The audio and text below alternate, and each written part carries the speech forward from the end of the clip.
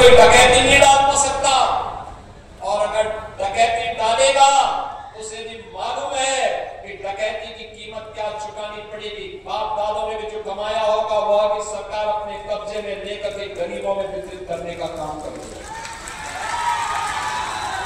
अब तो मुसहर के लिए हमने तय किया है, मुसहर को जमीन का पट्टा मिलेगा, प्रधानमंत्री या मुख्यमंत्री आवास योजना में आवास मिलेगा, पात्रता के अनुसार वृद्धावस्था पेंशन, दिव्यांगजन पेंशन, निराश्रित महिला pension, ration card, Ayushman card, ये सभी प्रकार की सुविधाओं से उन्हें आच्छादित करने के लिए कार्य ये अंतिम चरणों में चल रहा है। और जहां हमने देवरिया, कुशीनगर, महाराजगंज में मुसहर को लिया, महाराजगंज, सिद्धार्थनगर, बलरामपुर, श्रावस्ती, हमें विकास के बारे में सोचना। विकास का कोई विकल्प नहीं हो सकता, कोई विकल्प नहीं हो सकता। वही विकास लेकर के हमारे जनप्रतिनिधि का प्रयास करते हैं, तब कॉलेज का निर्माण होता है, ITI का निर्माण होता है। देवरा बाबा के नाम पर भारतीय जनता पार्टी की डबल इंजन सरकार ने देवरिया में मेडिकल कॉलेज का निर्माण किया। मेडिकल कॉलेज में आज नर्सिंग कॉलेज के भी निर्माण के कार्य को आज वहां प्रारंभ किया जा रहा है। बहनों और भाइयों, नर्सिंग कॉलेज बनेगा तो बेटियों के लिए 100% मान के चलिए 100% प्लेसमेंट की गारंटी होगी, 100% नौकरी की गारंटी देने वाला कार्य है। जिन बेटियों को गोरखपुर, लखनऊ, दिल्ली या अन्य बड़े महानगरों में नर्सिंग की पढ़ाई के लिए जाने के लिए मजबूर होना पड़ता था, अब उनको देवरिया में ही देवरा बाबा मेडिकल कॉलेज के कैंपस में ही ये सुविधा प्राप्त हो पाएगी। ये सभी सुविधाएं उनको यहां प्राप्त होगी।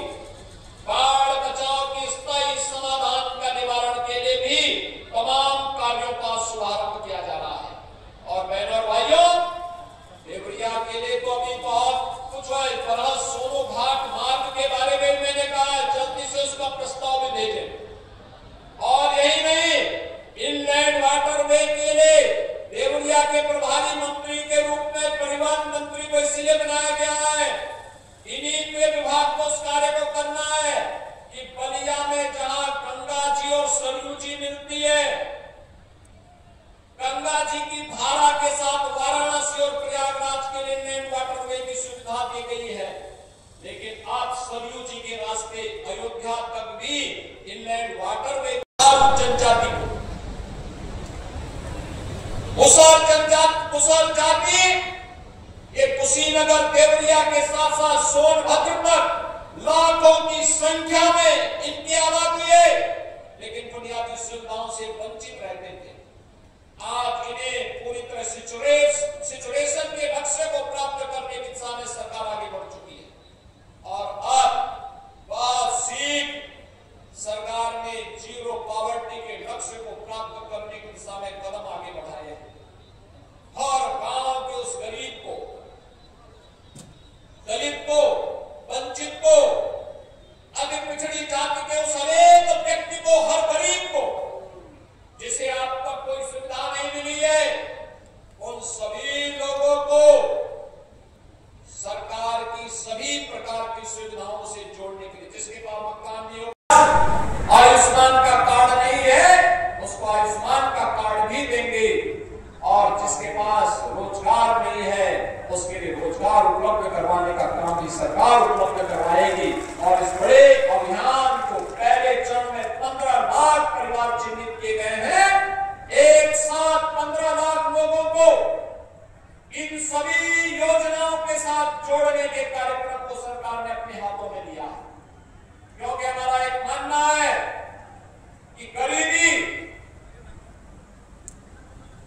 यह केवल उस परिवार या उस समुदाय के लिए एक चुनौती नहीं है, यह सरकार के लिए भी चुनौती होगी। जब 40 करोड़ के भारत को एक स्वर से लड़ना चाहिए, एक स्वर से प्रधानमंत्री मोदी जी के नेतृत्व में आतंकवाद का नेस्तनाबूद करने के संकल्प के साथ आगे बढ़ना चाहिए।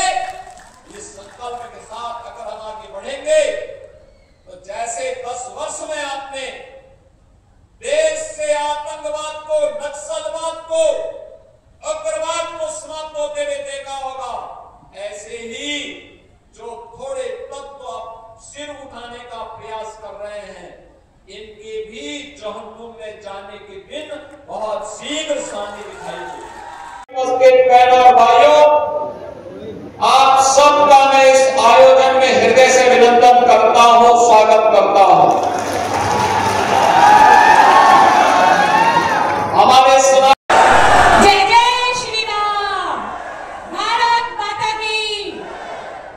और एक बार पुनः हम दिल की गहराइयों से शुभकामनाएं देता हूं। अक्षय तृतीया और भगवान परशुराम की पावन जयंती की हृदय से बधाई देते हुए अपनी शुभकामनाएं देता हूं और ईश्वर से यही प्रार्थना करता हूं कि उनकी कृपा सदैव आप पर बनी रहे, देवरिया विकास की नई ऊंचाइयों को प्राप्त करे।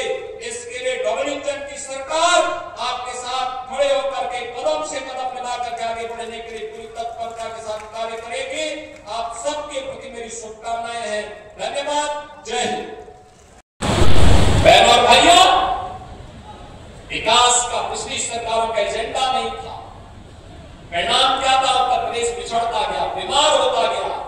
ये बीमारी केवल विकास के पैमाने पे नहीं थी, बल्कि ये शारीरिक और मानसिक व्याधि भी इनके कर्मों से उत्तर प्रदेश को प्राप्त हो गई थी।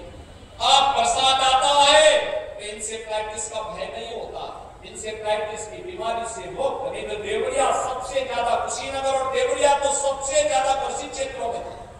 और अब तो आपके कुशीनगर जनपद में महात्मा बुद्ध के नाम पर एक कृषि और प्रौद्योगिकी विश्वविद्यालय का भी निर्माण हो रहा है। बेहतरीन विश्वविद्यालय का निर्माण का कार्य आगे बढ़ रहा है।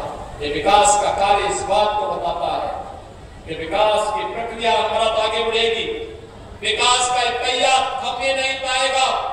प्रधानमंत्री मोदी जी के आत्मनिर्भर और विकसित, जिन लोगों ने अपने परिवार के विकास तक अपने आप को सीमित रखा था, उनसे कोई उम्मीद नहीं की जा सकती। वे लोग कर भी नहीं सकते थे, क्योंकि संकुचित दायरे में अपने आप को उन्होंने सीमित कर दिया। माफिया गिरोह के चंगुल में फंसे हुए थे। हर जनपद में एक समानांतर सरकार चलाने के लिए माफिया उन्होंने पाले हुए थे।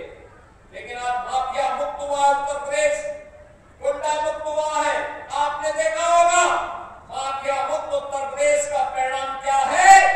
प्रयागराज कभी मानी जाती थी कि तीर्थराज प्रयागराज में जो नौजवान प्रतियोगी परीक्षाओं की तैयारी करता है वह सफल होता है। बीच के कालखंड में एक अंधकार युग आया जब प्रयागराज को माफियाओं ने चिढ़ दिया।